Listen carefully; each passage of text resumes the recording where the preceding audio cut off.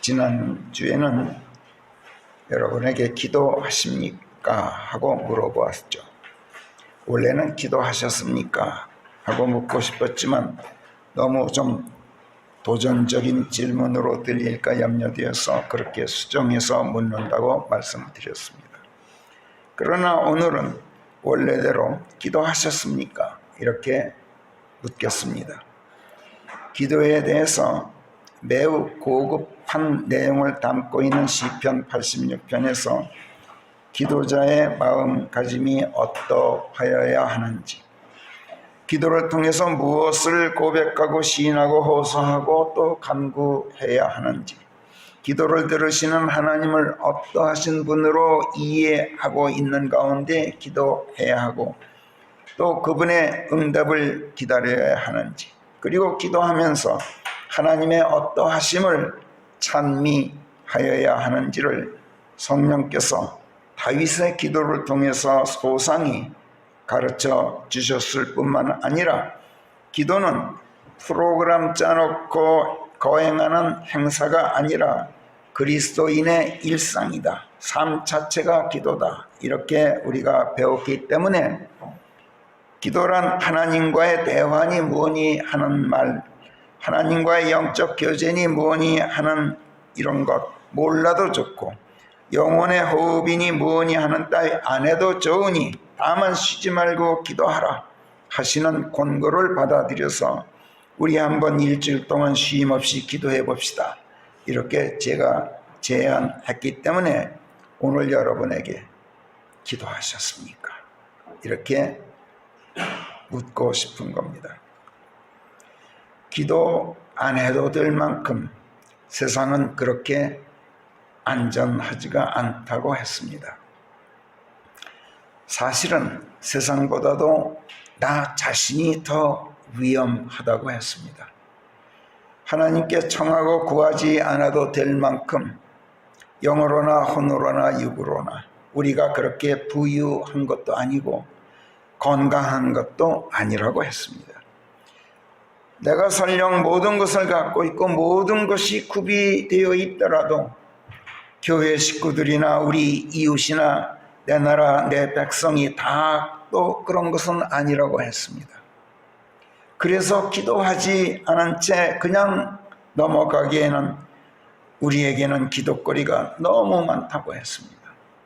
기도한다고 모든 것이 다 즉각 응답되는 것이 아닐지라도 쉼없이 기도에 전념하는 가운데 반드시 응답되리라는 소망 중에 기뻐하고, 당장 힘들고 괴롭더라도 환난 중에 인내하라고 권고하는 로마서 12장 12절 말씀을 우리가 다시 새롭게 마음에 새겨두기로 했기 때문에 내가 나 자신에게 물어보는 심정으로 오늘 여러분에게 기도하셨습니까? 하고 묻는 것입니다. 하나님께서는 당신의 자녀들이 이런저런 고난에 처하고 병에 걸리고 시련 겪는 것을 참 마음 아파하십니다. 그러나 그럼에도 불구하고 쉼없이 기도하기 때문에, 그리고 반드시 응답되리는 소망이 있기 때문에 더더욱 쉬지 않고 기도하는 가운데 항상 기뻐하고 매사에서 감사하고 또 감사하는지, 이것이 그리스도 예수 안에서 우리를 염려하시는 하나님의 뜻이다. 이렇게 성령께서 데살로니가 전서 5장 16, 17, 18절에서 말씀하시고, 기도하지 않는 사람은 성령을 꺼트리는 것이다. 그러지 말라. 잠시라도 성령을 꺼트리지 말아야, 잠시도 기도를 멈추지 말아야. 성령을 꺼트리지 말라는 말씀은 기도의 영을 꺼트리지 말아라. 쉼없이 기도하라. 이런 말씀과 똑같은 말씀입니다. 주 예수 그리스도께서 오실 때까지 평강의 하나님께서 너를 완전히 성결하게 해주셔서 내 영, 내 혼, 내 몸 전체를 안전하게 지켜주시기를 빌면서 기도하는 내 기도에 하나님께서 반드시 신실하게 응답하셔서 이것을 행하시게 된다.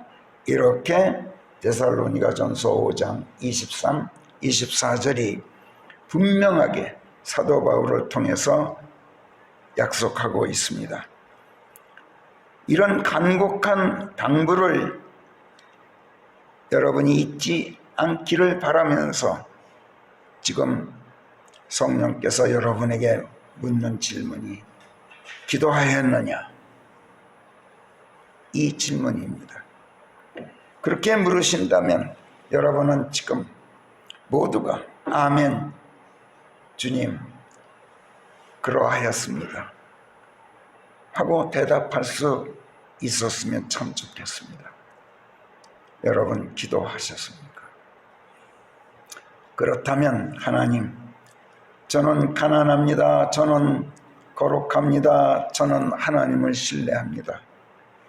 저는 매일매일 하나님께 부르짖습니다. 제가 오늘 하나님께 들어올립니다. 고난의 날이면 저는 의뢰 하나님을 불러 의탁합니다. 저는 하나님의 선하심과 늘 용서해 주실 준비가 되어 계심과 하나님을 불러 의탁하기만 하면 의뢰 응답해 주심과 오직 당신께서만이 하나님이심과 제 혼을 가장 낮은 지옥에서 건져내셨음과 또 불쌍히 여기심으로 충만하심과 오래 참으심과 은혜가 넘치심과 자비가 넘치심과 진리로 충만하심을 인정하고 그것을 찬미합니다 하고 여러분 말씀드리셨습니까? 기도 중에. 그리고 저는 가진 것이 없습니다. 그런데 또 고난에 처해 있습니다. 제가 온전히 주의 진리 안에 있지 않고 폐역 안에 있습니다.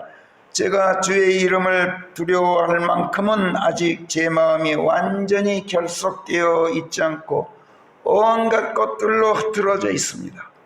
저 교만하고 무도한 인간 집단들이 제게 대적하여 일어났습니다. 오 하나님, 저에게 돌이키소서 하고 울부짖는 다윗의 호소들과 또 저를 들으소서, 제 혼을 보존하소서, 제 혼을 기쁘게 하소서, 주의 길을 제게 가르쳐 주시고 제 마음을 결속시켜 하나님을 두려워하게 하소서, 제게 힘을 주소서, 저를 위해 하신다는 증표를 제게 보여주소서, 저를 도와 늘 안도하게 하시어서 저를 미워하는 자들이 저를 보고 부끄러워하게 하소서 하고 간구했던 그의 이 요망사항들과 엇비슷한 고백들과 호소들과 요청들을 여러분 하나님께 드리면서 기도하셨기를 바랍니다. 그렇다면 성령께서 여러분에게 응답하십니다. 하나님께서는 신실하시다. 그러니 반드시 그것을 행하실 것이다. 이것이 여러분에게 돌아오는 성령 하나님의 약속이고 응답입니다. 지금 시편 86편에서 기도하고 있는 다윗은 더 이상 양치기 소년이 아닙니다. 그는 지금 사울 왕에게 쫓기는 신세도 아닙니다. 다윗은 지금 유다 왕국의 왕국 보좌에 앉아있는 왕으로서 기도하고 있는 겁니다. 그러니 어찌 그가 지금 가난하겠습니까? 어찌 그가 무엇 하나 가진 것이 없겠습니까? 그러나 그는 시편 86편에서 오 주여, 주의 귀를 아래로 기울이시어 저를 들으십시오. 이는 제가 가난하여 가진 것이 없기 때문입니다 하고 호소하면서 그의 기도를 시작합니다. 설령 그가 양치기 소년이었다 해도 그는 가진 것이 없지 않았습니다. 부모가 있었죠. 8 형제들 중 막내였으니까 형들이 7이나 있었어요. 홍한 소년으로 보기에도 아름다운 용모를 또 가지고 있는 데다가 수금 타는 뛰어난 음악 연주 솜씨를 가지고 있었고 새끼 양을 물어가는 사자와 곰을 때려 눕혔을 만큼 소년이었는데도 그런 강력한 힘을 가지고 있었어요. 어디 그뿐입니까? 하나님의 명령을 받고 그의 고향 베들레헴으로 찾아온 사무엘 선지자로부터 받은 하나님의 기름 부으심이 그에게 또 있었고, 돌멩이 5개, 물매 하나 달랑 손에 들고 필리스타의 그 거대한 장수 골리앗 앞으로 나아갔을 만큼 용감무쌍한 담력이 또 그에게 있었습니다. 그리고 그 거인 장수를 향해서 너는 창검의 방패를 들고 내게 덤비되 나는 네가 우습게 알고 덤빈 이스라엘 군대의 하나님 만군의 주의 이름 안에서 네게 가노라. 이게 소년 다윗이 외치는 소리입니다. 이날 주께서 너를 내 손에 넘겨주고자 하시나니 내가 너를 쳐 네게서 네 머리를 취하고자 하노라. 나는 또 이날 필리스티아 군대의 시체들을 공중의 새들에게 주고 땅의 짐승들에게 주고자 하노니 이로써 이스라엘 안에 하나님께서 계시다는 것을 온 땅이 알게 하겠노라. 그리하여 주께서는 창검으로 구원하시는 분이 아니라는 것을 여기 모인 모든 자들이 알게 되리니 전쟁은 정녕 주의 것이니라. 그래서 그분께서 너희를 우리 손에 주고자 하시는 것이라. 이렇게 호령하였을 만큼 하나님에 대한 정확한 이해와 함께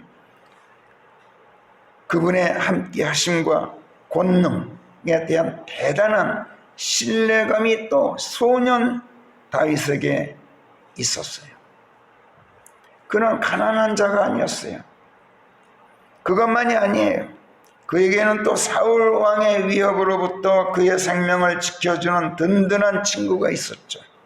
그것도 여느 일반인이 아니라 사울 왕의 아들 요나단이 있었어요. 왕자 요나단은 자기가 들고 있는 칼과 활은 물론 자기가 입고 있는 갑옷이며 허리띠에 이르기까지 자신의 모든 군장들을 벗어서 다윗을 무장시켜 주었을 만큼 다윗을 자신의 혼이라도 되듯이 사랑하였다. 이렇게 사무엘기상 18장 3절 4절이 말씀하고 있습니다. 그대로 요나단은 수차에 걸쳐 자기의 부왕 사울의 손에서 다윗을 지켜주었던 걸 우리가 성경에서 읽고 있습니다. 이건 든든한 친구가, 이런 든든한 친구가 다윗에게 있었으니 사울에게 쫓겨다니던 다윗에게도 가진 것이 없지 않았던 겁니다. 어디 요나단 뿐입니까? 다른 누구보다도 다윗에게는 그와 늘 함께하며 지켜주시는 하나님이 계셨어요. 하나님께로부터 나온 악한 영이 사울에게 임해서 그가 손에 들고 있는 창을 다윗에게 던졌을 때 다윗은 2번이나 그 자리를 피해 나갈 수 있었어요. 하나님께서 그를 지켜주셨던 거죠.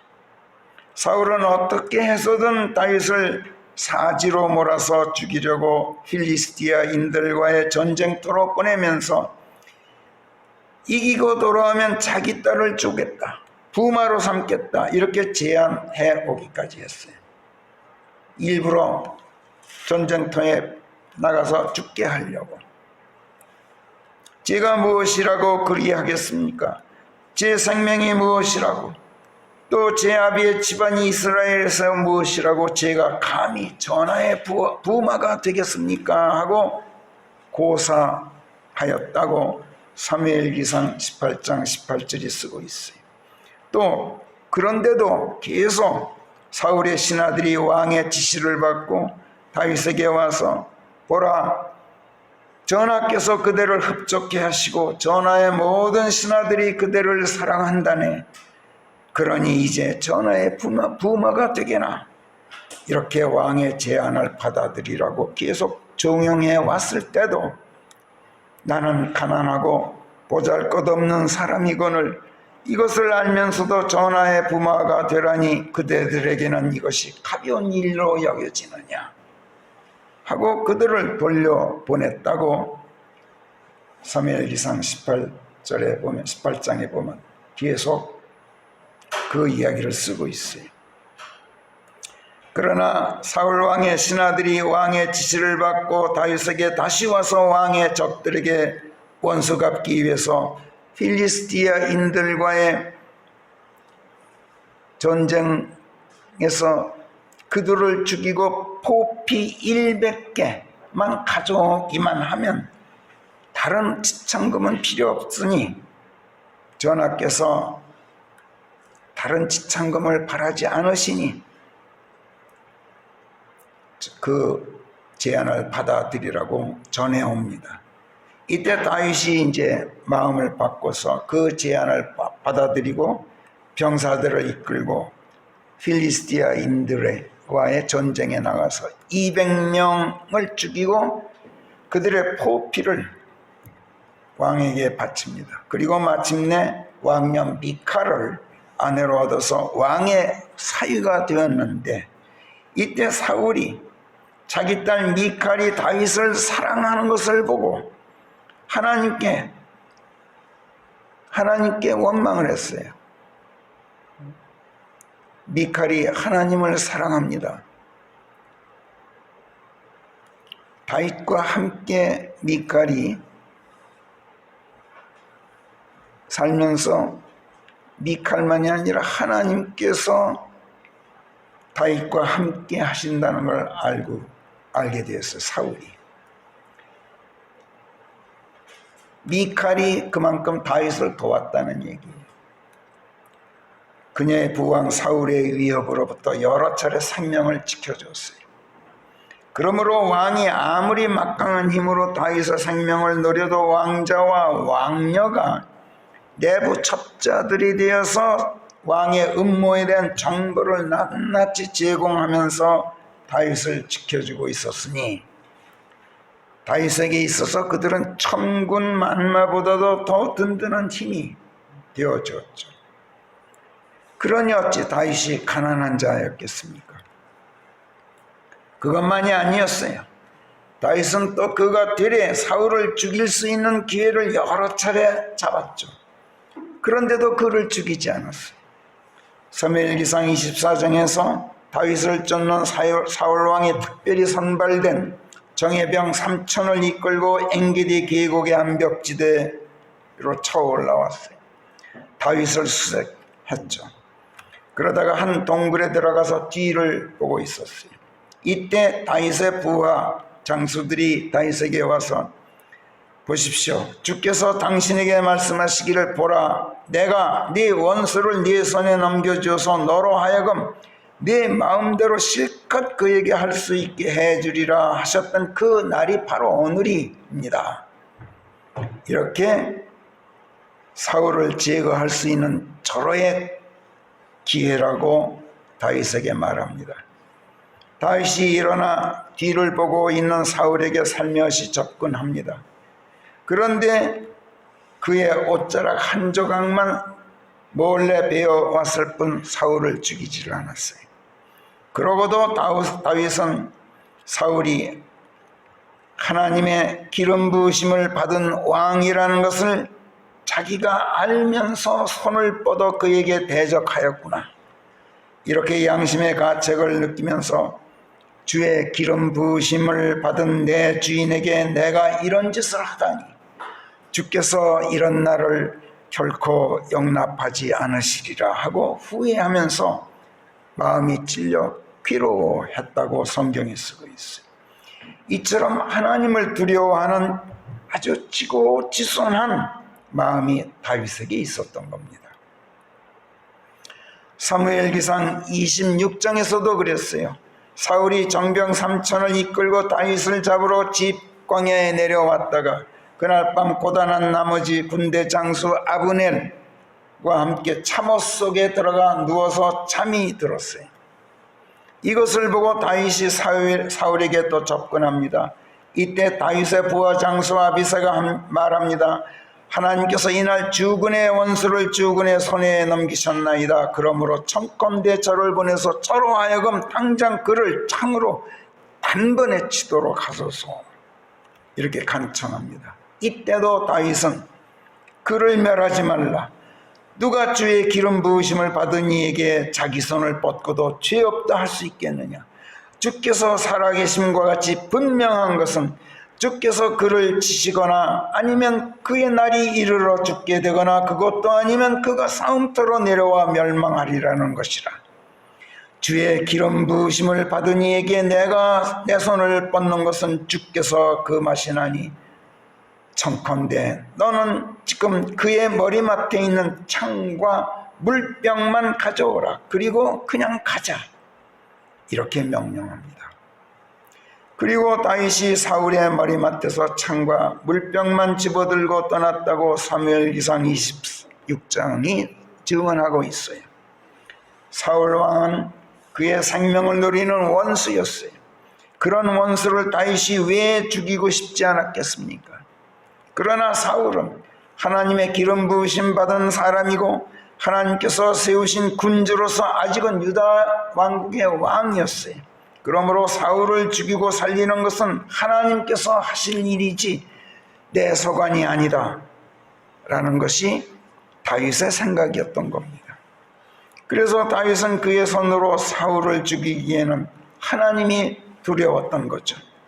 하나님을 향한 다윗의 이런 지고지순한 마음가짐을 두고 무슨 마음이 넓었다느니 관대하였다느니 라는 식으로 말하는 것은 너무 빈약한 표현이라고 저는 생각합니다. 그에게는 보통 사람이 가질 수 없는 인성 이상의 것을 가지고 있었어요. 그것은 인간이 가질 수 있는 최고의 심성 이상의 것이었어요. 다윗의 심성은. 그것은 하나님의 마음, 하나님의 생각, 하나님의 신성에 거의 접근할 만큼 그런 심성이었던 거예요.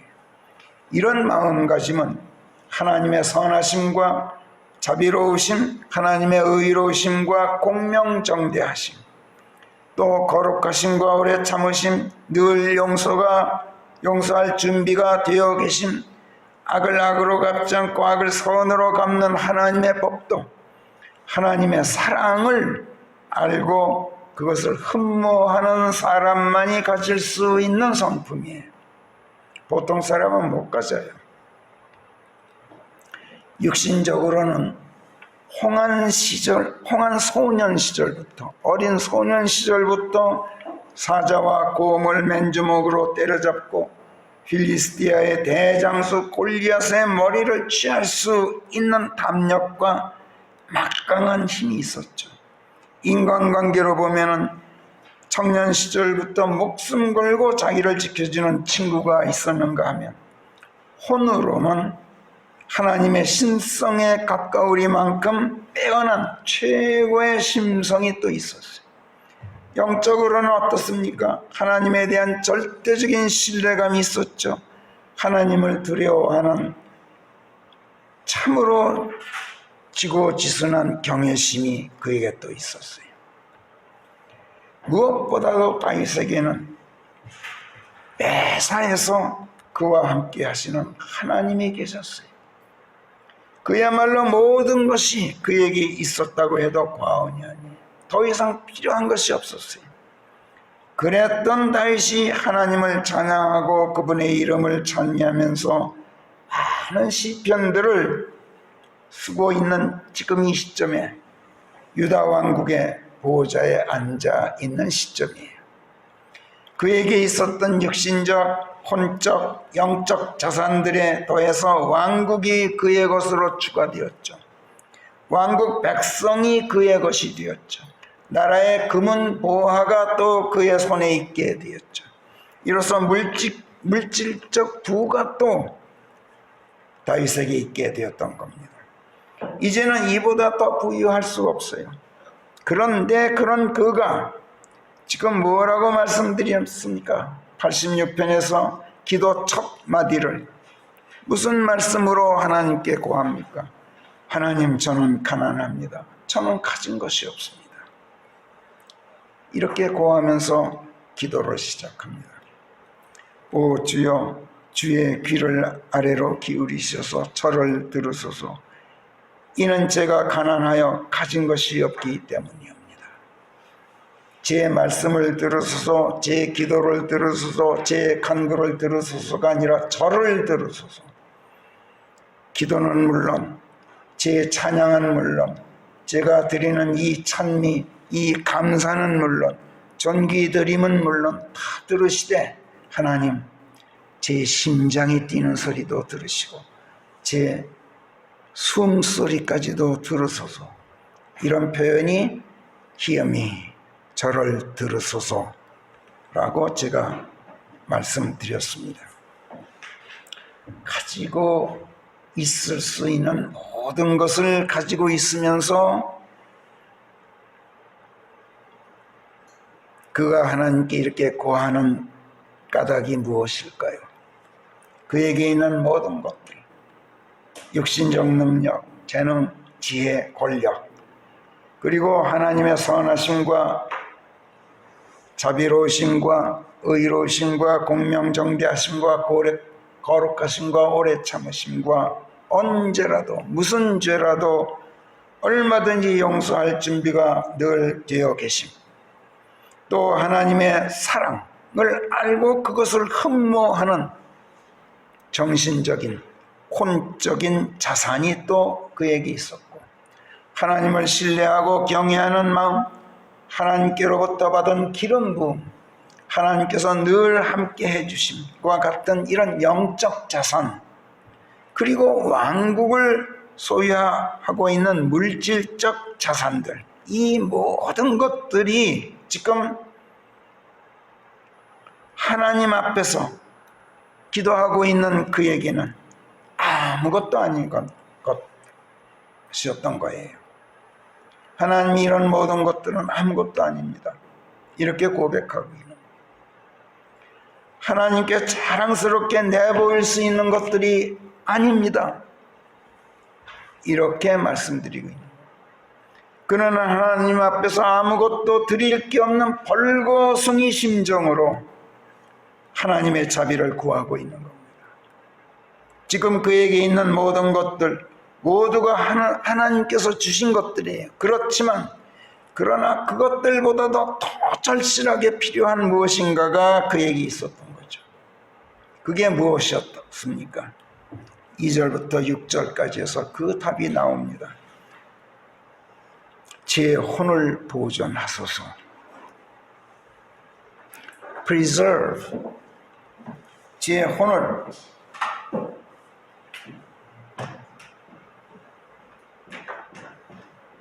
세이브가 아니라 구원하소서가 아니라 보존하소서.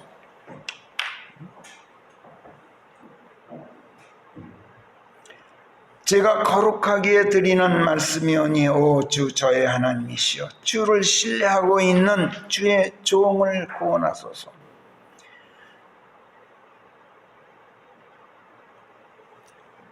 밑에서는 주의 종의 다음에 또 한마디가 있죠. 주의 여종의 아들을 구원하소서. 그 말은 자기를 낮추고 또 낮추는 지극히 낮은 여종의 아들, 이렇게 표현한 것인데, 로마 가톨릭에서는 그 구절을 아주 천금같이 여겨요. 마리아의 아들이다, 이렇게 해석하는 거죠. 전혀 그런 뜻이 아니지만 갖다 붙이면 그렇게 될 수도 있죠. 제가 매일같이 주께 부르짖습니다. 오 주여, 저에게 자비로우소서. 제가 제 혼을 주께 들어 올리오니 주의 종의 혼을 기쁘게 하소서. 주여, 주께서는 선하시고 용서하여 주실 준비가 되어 계셔서 주를 불러 의탁하는 모든 자들에게 자비가 풍성하게 드리는 말씀입니다. 오 주여, 제 기도에 귀를 주시어 간구들을 드리는 제 음성을 주위에 들으소서. 여기서는 저를 들으소서 해서 조금 변해서 제 음성을 기도드리는 소리를 들으소서. 다윗은 지금 여기서 하나님의 자비를 구하고 그 자비로 혼을 구원하고 보존해 주실 것을 하나님께 요청하고 또 하나님의 자비로 구원받고 보존되는 자신의 혼을 기쁘게 해 주실 것을 간구하고 있어요. 그가 하나님의 자비를 구하는 것은 바로 자기 자신의 죄인됨을 고백하고 있는 것이고 자신의 죄들을 용서해 주실 것을 또 간구하고 있는 거예요. 하나님의 자비는 죄들을 용서하시는 데 있어요. 죄의 대가는 죽음이다. 죄값, 죄 짓고 받는 임금, the wages of sin 이렇게 되어 있어요. 죄 짓고 받는 임금료, 그거는 죽음이다. 이렇게 로마서 6장 23절은 선언해요. 내가 죄를 지었으면 내가 죽어야만 죄값이 치러진다는 얘기예요. 죄의 빚, 죄를 짓고 죄는 빚이에요. 그 빚은 죽음 외에 다른 무엇으로도 그 값을 치를 수가 없다는 것이 하나님의 룰이에요. 죄값이 치러지지 않으면 예외 없이 지옥에 보내진 뒤에 크고 흰 보좌의 심판, 거대한 화이트 스론, 흰 보좌의 심판, 즉 최후의 심판을 통해서 죄의 우두머리 괴수인 마귀와 함께 영원한 죽음의 불못으로 던져져서 영원토록 고통을 당해야 한다는 것, 이것이 하나님의 법규예요. 반대로 죄값이 치러지면 영원한 생명을 얻고 영원세계로 들어가게 된다는 것이 또 하나님의 룰이에요. 영원한 생명을 얻고 영원세계로 들어가는 것을 성경은 다른 말로 하나님의 영광에 이른다, 이렇게 로마서 2장 23절에서 표현합니다. 그러나 하나님께서는 내 죽음으로 내 죄값이 치러지지 않더라도 내 죄의 빚을 탕감해 주실 수 있는 장치를 마련해 두셨죠. 하나님의 룰을 스스로 어기시는 것이 아니라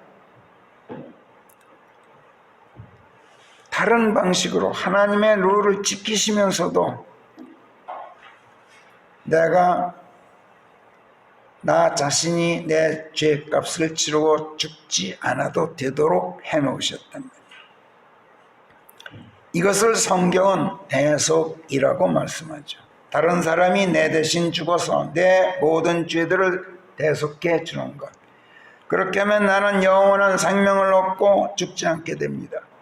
다른 사람이 나를 위해서 대속의 죽음을 죽음으로써 나를 죽음에서 건져내는 것을 성경은 다른 말로 구속이라고 말해요. 대속과 구속은 차이가 있어요. 그러나 여기에 문제가 있어요. 다른 사람이 나를 위해 내 대신 대속의 죽음을 죽음으로써 나를 죽음에서 구속해낼 수 있으려면 그 사람 자신이 일말의 죄도 없어야 돼요. 조금이라도 죄가 있으면, 조금이라도 죄의 빚을 한 푼이라도 지고 있으면 제 코가 석자인지라 다른 사람의 빚을 대신 갚아줄 여유도 없으려니와 자격도 없는 거예요. 네 빚이나 갚아. 어떻게 네가 남의 빚을 갚아? 이렇게 되는 겁니다. 그런데 세상에 죄 없는 사람은 하나도 없죠. 모두가 갚아야 할 죄의 빚을 지고 있는 거죠. 그러므로 세상에는 내 대신 나를 위해 대속의 죽음을 죽어줄 사람도 없으려니라 있다 해도 내 대신 죽어 내 죄값을 대신 치러줄 자격이 있는 사람이 없어요. 그러니 나는 꼼짝없이 죽어야만 하게 돼 있어요. 이것을 로마서 3장 23절은 이렇게 쓰고 있어요. 모든 사람이 죄를 지어 하나님의 영광에 이르지 못하게 되었다, 이렇게 말씀하고 있어요. 그렇다면 대체 하나님께서는 무슨 수로 내 죄의 빚을 탕감해 주실 수 있단 말인가? 그러나 하나님께서는 당신 자신의 룰을 스스로 어기지 않고도 내 모든 죄의 빚을 탕감해 주실 수 있는 묘책이 있었어요. 그것은 곧 당신 자신이 나를 위해 죽으시는 거예요. 하나님이야말로 일말의 죄도 없는 유일한 분이시기 때문에. 그러나 하나님이신데 어떻게 죽으실 수 있습니까? 그분께서는 죽지 않으시는 유일한 분이시기 때문에 유일하신 하나님이신 거예요. 그런데 어떻게 죽으신단 말입니까? 그러나 하나님께서는 참 지혜로운 분이셔요. 그래서 그분에게는 묘책이 있었어요. 하나님, 당신 자신이 죄 있는 육신의 모습으로 사람이 되어서 세상에 오셨던 거죠. 그리고 모든 죄인들을 위해서 대속의 죽음을 죽으시고 모든 사람들을 죽음에서 구속해내셨던 거예요. 그게 로마서 8장 3절에 나오는 증언이에요. 그래서 하나님께서는 스스로 하나님의 아들이 되셔서 죄 있는 육신의 모습을 입고 사람이 되어 세상에 오셨어요. 그리고 모든 시대 모든 곳에 모든 사람들을 위해서 일시에 그들 대신 십자가에 달려 대속의 죽음을 죽으셨어요. 하나님의 아들 예수 그리스도가 바로 그분이셨던 거예요. 그리고 사람이 되어 죽으셨지만 그러나 어디까지나 하나님이셨어요. 그렇기 때문에 언제까지나 죽음에 머물러 계실 수가 없었기 때문에 죽은 자들로부터 다시 일어나 부활하셨죠. 그러므로 누구든지 이 사실을 믿고 예수 그리스도 안으로 들어가서 그분과 함께 죽으면 그분과 한 몸이 되어서 부활하신 그분 안에서 그분과 함께 또한 다시 일으켜져 영원한 생명을 얻고 죽음에서 구속될 수 있는 길을 하나님께서 열어놓으셨던 겁니다. 이것이 성경이 선포하는 하나님의 구원체계예요. 이 놀라운 구원체계를 통해서 내가 죽지 않고 나를 위해 내 대신 대속의 죽음을 죽어주신 하나님의 은덕으로 내 모든 죄의 빚을 탕감받음으로써 영원한 생명을 얻고 하나님의 영광에 이르도록 하시는 이 놀라운 하나님의 은혜, 이것이 바로 자비예요. 시편 86편에서 이 자비를 지금 다윗이 하나님께 구하면서 자기를 구원해 주실 것을 기도하고 있는 거예요. 구약시대 사람인 다윗이 하나님께 구원을 요청하고 있는 거죠. 이건 자기를 위하여 자기 대신 대속의 죽음을 죽음으로써 자기를 속량해 줄 자격이 있는 영원한 구속자가 아직 오시지 않았기 때문에 그분을 보내달라고 요청하고 있는 거예요. 예수께서 아직 오시기 전이기 때문에. 이 요청은 그가 이 기도를 드리고 있는 이 시점으로부터 약 950년 뒤에 예수 그리스도의 오심을 통해서 응답되었습니다. 육신적으로 아무리 힘있고 능하더라도 물질적으로 왕국을 소유하고 있을 만큼 모든 것을 가지고 있더라도 또 하나님의 신성에 거의 접근할 만큼 빼어난 그런 고귀한 심성을 혼적 자산으로 가지고 있을 뿐만 아니라 하나님에 대한 절대적인 신뢰감과 지고지순한 경외심에 더해서 하나님의 함께하심과 심지어 기름 부으심을 지니고 있는 막대한 영적 자산을 소유하고 있는데 그럴지라도 구원받지 못하면, 영원히 살지 못하면, 하나님의 영광에 이르지 못하면, 즉 예수 그리스도를 얻지 못하면 아무것도 갖지 못한 것이나 마찬가지였던 거예요. 다윗이 시편 86편에서 기도하면서 저는 가난하여 가진 것이 아무것도 없습니다 하고 고하는 말씀으로 그의 기도를 열고 있는 것은 그래서였던 거예요. 그런데 예수 그리스도를 얻으려면 그분과 함께 죽어야 하잖아요. 그분과 함께 죽어야만 그분과 한 몸이 됨으로써 그분의 부활에 편성해서 그분과 함께 다시 살아 영원한 생명을 얻을 수 있게 된단 말이에요. 예수께서 마태복음 16장 24, 25, 26절에서 가르치신 말씀이 바로 이거였어요. 마태복음 16장 24절부터 26절까지 우리 한번 같이 읽어봐요. 시작. 누구라도 나를 따르려거든 자신을 부인하고 자기 십자가를 둘러매고 나를 따르라. 이는 누구든지 자신의 목숨을 구하고자 하면 그것을 잃을 것이요 누구든지 나를 얻기 위해 자신의 목숨을 버리고자 하면 그것을 찾게 될 것이므로 사람이 온 세상을 얻는다 한들 자신의 혼을 잃는다면 그에게 무슨 득이 되겠느냐? 또는 사람이 자기 혼을 무엇과 바꾸겠느냐? 그런데 그 그리스도께서 오시기 전 950여 년 전에 벌써 다윗이 이것을 알고 있었던 거예요. 그래서 4절에서 제가 제 혼을 들어 올립니다 하고 하나님께 구해요. 제 혼을 하나님께 들어 올립니다 하고 구하는 이 말은 제 생명을 하나님께 바칩니다. 그러니 받아주십시오 하고 말씀드리고 있는 것과 같은 말씀이에요. 다윗은 예수 그리스도를 얻기 위해 자신을 부인하고 자기 십자가를 둘러매고 예수 그리스도를 따라 함께 죽고자 하는 열망을 가지고 있었어요. 그런데 그 예수는 아직 오시지 않았어요. 그러니까 하나님께 구합니다. 제 혼을 주께 들어 올리나이다. 이 열망은 그의 혼을 하나님께 드림으로써 하나님의 혼으로 내 혼을 하나님께 드림으로써 하나님의 혼으로 돌려받고자 하는 그런 아주 지혜로운 열망이었던 거예요. 사람의 혼은 아무리 빼어난 심성으로 숭고하더라도 이사야서 14장 6절이 말씀하듯이 더러운 농마와도 같은 사람의 자기 의에 지나질 않아요.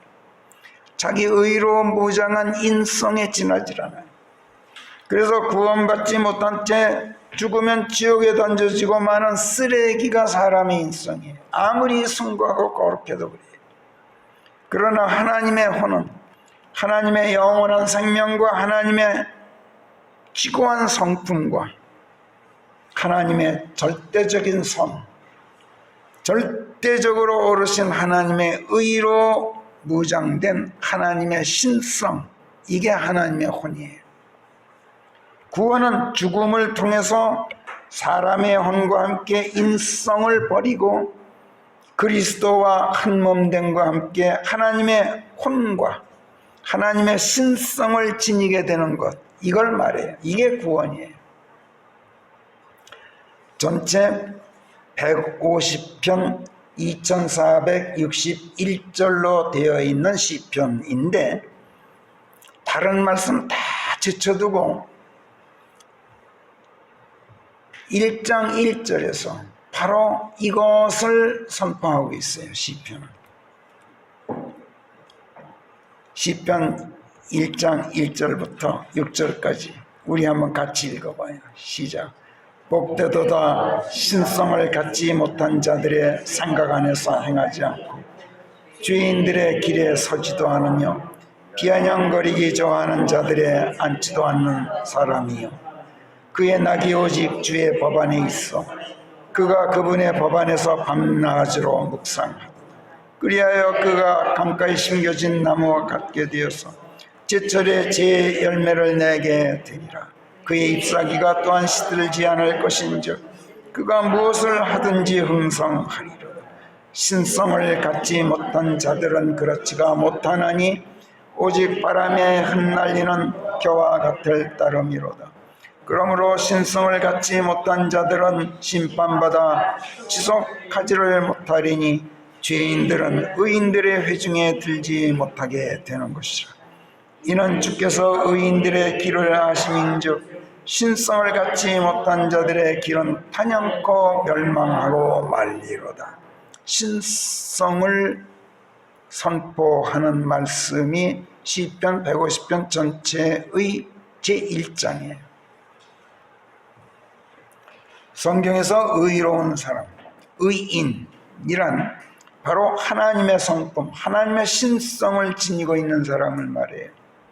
그리스도 예수 안에서 구원받고 하나님의 안에 거하고 있는 사람, 또 하나님의 영께서 들어와 거하고 계신 사람, 이 사람은 하나님과 하나가 되어 있기 때문에 하나님의 신성, 즉 하나님의 생각, 하나님의 감정, 하나님의 사랑, 하나님의 명철과 예지, 하나님의 지혜, 선하심과 의로우심, 심지어 하나님의 영원하심까지 지니고 있게 된 사람, 이게 신성을 지니고 있는 거예요. 이런 의인들의 길을 주께서 아신다, 이렇게 시편 1장 6절이 말씀하고 있습니다. 여기서도 안다, 이 말은 어떤 지적 인식을 말하는 게 아니에요. 지적 인식을 뛰어넘어서 알을 이루었다라는 뜻이에요. 하나님께서는 이런 사랑과 알을 이루고 계셔요. 하나가 되어 계신단 말이에요. 그래서 주께서 의인들의 길을 아신다. 하나님께서 하나가 되셔서 그들의 행로에 함께 하셔. 무엇을 하든지 어디를 가든지 하나님께서 행하시는 것이고 하나님께서 하시는 것이 되도록 하신단 말이에요. 그러니까 의인들은, 즉 구원받고 하나님의 신성을 지니고 있게 된 사람들은 이 세상 나그네 길을 걷는 동안에 그 어떤 재난이 닥쳐도, 그 어떤 위험이 몰아쳐도 안전해요. 그래서 다윗은 저 유명한, 여러분이 잘 아는 시편 23편에서 다음과 같이 기쁨의 노래로 하나님을 찬양하고 있죠. 시편 23편도 우리 한번 다시 같이 읽어보도록 해요. 시작. 주께서 나의 목자시니 내게 부족함이 없으리로다. 그분께서 나를 푸른 풀밭에 누이시고 그분께서 나를 잔잔한 물가로 인도하시도다. 주께서 내 혼을 회생시켜 주시는 것인즉 당신의 이름을 위하여 나를 의의 길들 안에서 인도하시는 것이로다. 예, 하나님, 제가 설령 죽음의 그 그림자 골짜기를 통과하여 걸어갈지라도 저는 어떤 해악도 두려워하지 않을 것은 주께서 저와 함께 하시어 주의 막대기와 지팡이가 저를 안도하게 하기 때문이옵니다. 제 원수들이 있는 자리에서 주께서는 제 앞에 상을 차리시나니 주께서 기름으로 제 머리에 기름 부음을 해주시는 것인즉 제 잔이 넘치나이다. 선하심과 자비로우심이 제 평생 모든 날 동안 제 뒤를 따라 다닐 것인즉 하시기로한즉 저는 영원토록 주의 집에 거하겠나이다. 그러나 신성을 갖지 못한 자들은 그렇지가 못하나니 오직 바람에 흩날리는 겨와 같을 따름이로다. 그러므로 신성을 갖지 못한 자들은 심판받아 지속하지를 못하리니 죄인들은 이 다음에도 의인들의 회중에 들지 못하게 되는 것이라. 신성을 갖지 못한 자들의 길은 탄연코 멸망하고 말리로다. 이렇게 다윗이 말씀했던 거예요. 그래서 다윗이 하나님께 구원해달라고 간구할 뿐만 아니라 구원한 혼을 보존해 주소서 하고 기도하고 있는 거예요. preserve. 보존이 뭐예요? 여러분, 통조림 같은 그런 가공식품 용기에 첨부된 라벨을 보면은 보존제라는 게 첨가되어 있다는 표시가 되어 있어요. 몸에 해로워요. 보존제. 왜 보존제를 첨가합니까? 장기간 동안 변질되지 말라고, 썩지 말라고 보존제를 첨가해요. 혼을 보존해달라는 간구는 혼이 구원받은 혼이지만 변질되지 않게 해주십시오. 썩지 않게 해주십시오. 부패하지 않게 해주십시오. 타락하지 않게 해주십시오. 구원은 죽음에서 구속받고 영원한 생명 안으로 들어가는 것이지만 혼의 보존은 구속받은 사람의 혼이 변질되지 않도록 잘 간수하는 걸 말해요. 이것이 무엇을 말씀합니까? 구원받은 혼도 얼마든지 썩을 수 있다는 것, 얼마든지 부패할 수 있다는 얘기예요. 사람의 혼은 무엇으로부터 지켜야 합니까? 악으로부터 지켜야죠. 구원받았어도 세상에 사는 동안 인생길은 도처에 악이 도사리고 있는 아주 험난한 길이에요. 그래서 나그네 길이라 그러죠. 성경에서 악이라고 말하면 이건 어떤 도덕적인 악만을 말하는 게 아니에요.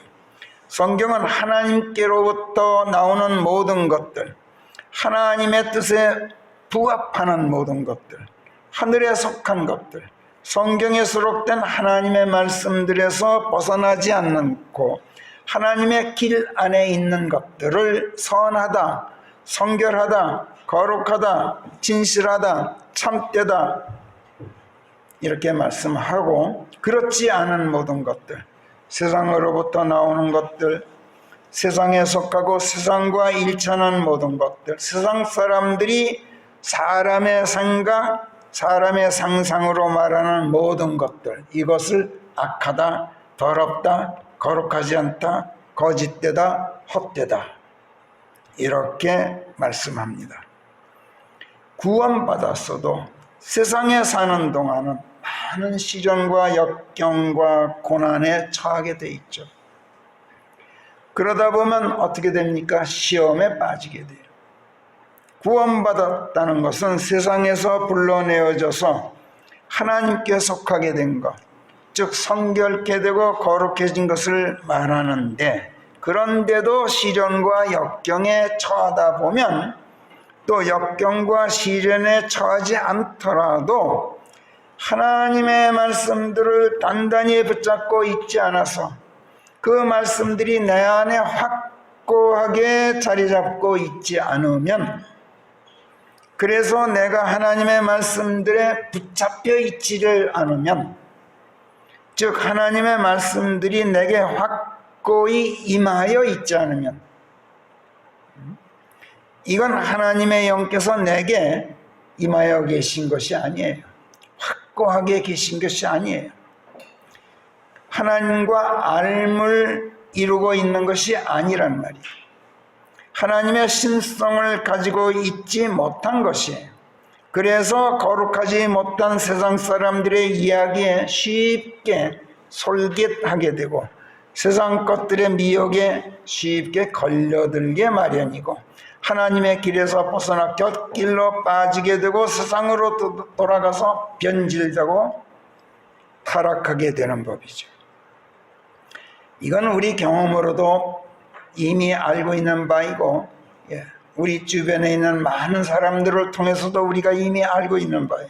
미혹에 빠지고 변질되고 타락하는 이거를 성경은 시험에 빠진다 이렇게 말씀하고, 이런 시험에 빠지지 않도록 지켜주는 것을 악에서 지켜준다 이렇게 말씀하죠.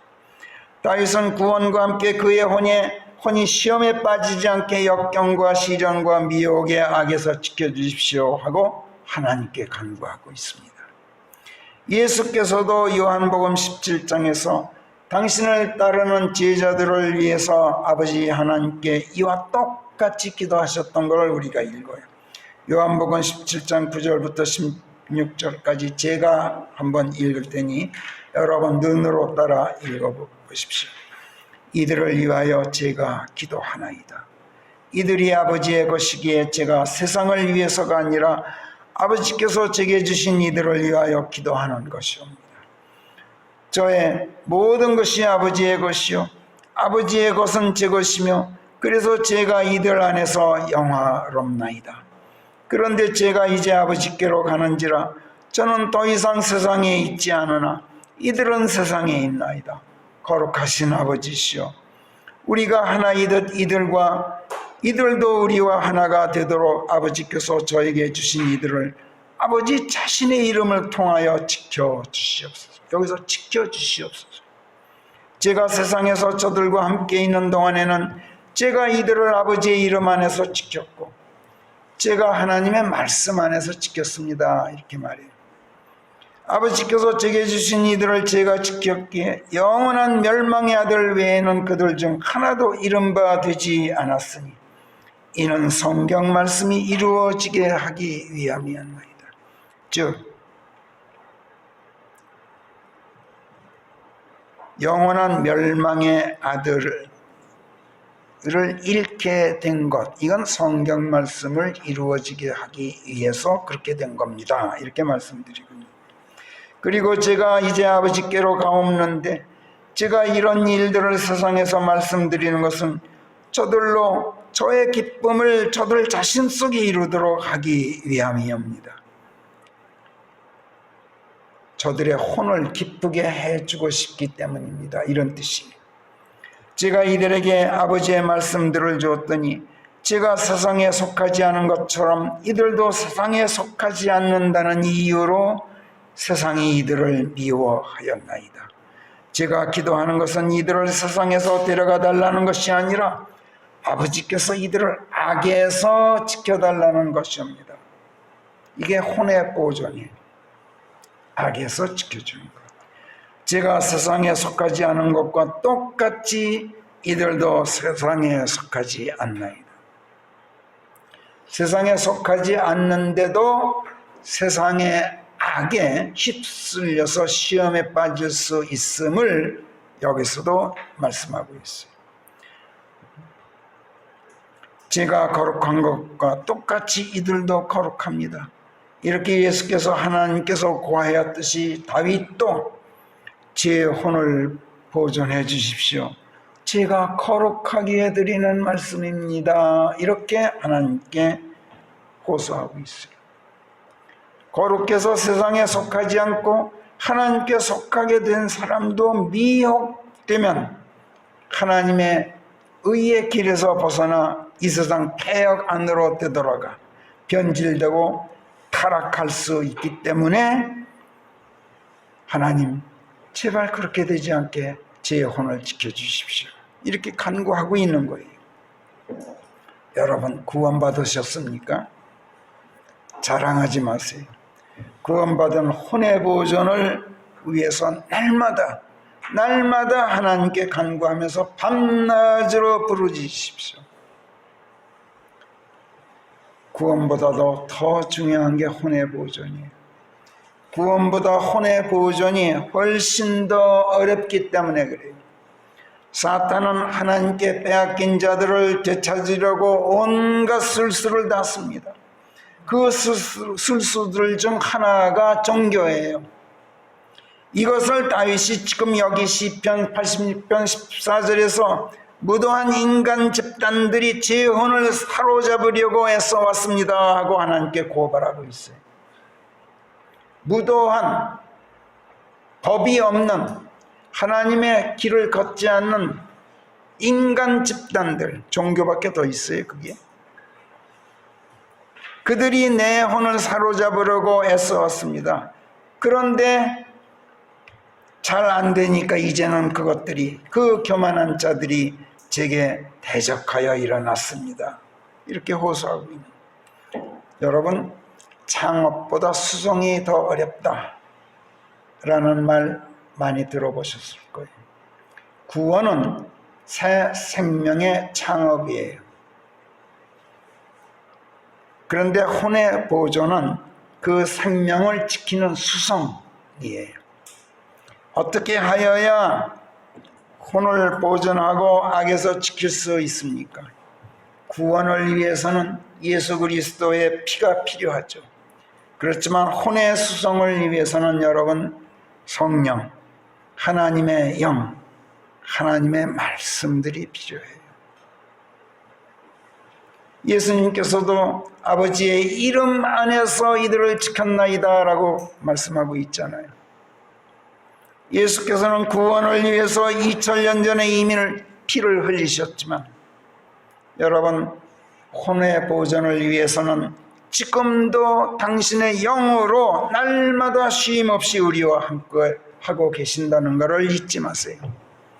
그 영, 곧 하나님의 말씀들을 단단히 붙잡고 그 말씀들에 단단히 붙잡혀 계십시오. 그리스도의 피로 구원의 은혜를 입기는 쉬워도 하나님의 말씀들로 혼의 보존을 은혜 입기는 그렇게 쉽지가 않습니다. 여러분, 성경 말씀들에 붙잡혀 살기가 그렇게 쉬운 줄 아세요? 쉽지 않아요. 그러므로 밤낮으로 하나님께 간구해야 돼요. 그리스도의 피는 거저 주어지는 피예요. 그러나 하나님의 말씀들은 거저 주어지는 것이 아니에요. 하나님의 말씀들은 나의 낙이, 시편 제1편에서 말씀하던 내 낙이 오직 하나님의 법 안에 있어서 내가 하나님의 법 안에서 밤낮으로 그 말씀들을 묵상하고 있지 않으면 절대로 주어지질 않아요. 그러나 하나님의 법, 하나님의 말씀들을 유일한 낙으로 삼기가 그렇게 말같이 쉽지가 않다는 얘기예요. 여러분, 하나님의 말씀들을 묵상하는 게 유일한 낙이에요. 지금 그거 쉽지 않아요. 그러나 반드시 그렇게 되셔야 돼요. 그러므로 어떻게 해야 됩니까? 밤낮으로 기도하면서 하나님께 부르짖으세요. 참 묘해요. 하나님께 기도하는 중에 내가 하나님의 말씀들에 붙잡히게 돼요. 이건 제 체험으로 알아요. 기도하겠습니다. 하나님 아버지, 오늘도 저희들의 예배 기뻐 받으시고 진리의 말씀들로 응답하시는 가운데 저희로 새로운 사실들에 눈을 뜨게 해주신 것 감사합니다. 지금까지 저희들은 구원 자체에만 관심을 갖고 구원받았다는 것으로만 마음 놓았을 뿐 혼의 보존을 위해서는 별로 염려하지 않는 가운데 아버지 하나님께 부르짖어 기도해 오지 못했습니다. 저희가 아버지 앞에서 가난하여 가진 것이 없음을 자각하지 못했던 것이고 그러면서도 관념적으로만 주께서 나의 목자시니 내게 부족함이 없으리로다 하고 읊조렸을 뿐이어서 저희를 푸른 풀밭에 누이시고 잔잔한 물가로 인도하시는 아버지 하나님의 은총을 헛되이 하고 말았음을 고백합니다. 하나님, 하나님께서 당신의 이름을 위하여 곧 하나님께서 이루신 말씀들이 이루어지고 아버지의 뜻이 성취되도록 하기 위해서 내 혼을 회생시켜 주시고 나를 의의 길들 안에서 인도하시는 것이라고 말씀하는 다윗의 기도에 저희가 전적으로 동의하고 주목합니다. 하나님, 저희도 저희들의 혼이 회생되기를 원합니다. 저희도 하나님의 길들 안에서 인도받기를 원합니다. 저희가 설령 죽음의 그림자 골짜기를 통과하여 걸어갈지라도 정말로 저희가 어떤 해악도 두려워하지 않게 되기를 원합니다. 하나님, 저희들의 잔도 넘치도록 말씀의 기름으로 저희 머리에 기름 부음을 해 주시옵소서. 저희도 저희 혼을 아버지 하나님께 들어 올려오니 저희 혼을 기쁘게 해 주시옵소서. 주께서는 선하시고 용서하여 주실 준비가 되어 계셔서 주를 불러 의탁하는 모든 자들에게 자비가 풍성하게 드리는 말씀이옵니다. 하나님, 저희도 하나님의 신성을 충만하게 갖도록 하시어서 하나님의 법, 하나님의 말씀들을 유일한 낙으로 삼게 해 주시옵소서. 감사하옵고 우리 주 예수 그리스도의 이름 안에서 기도하옵나이다. 아멘.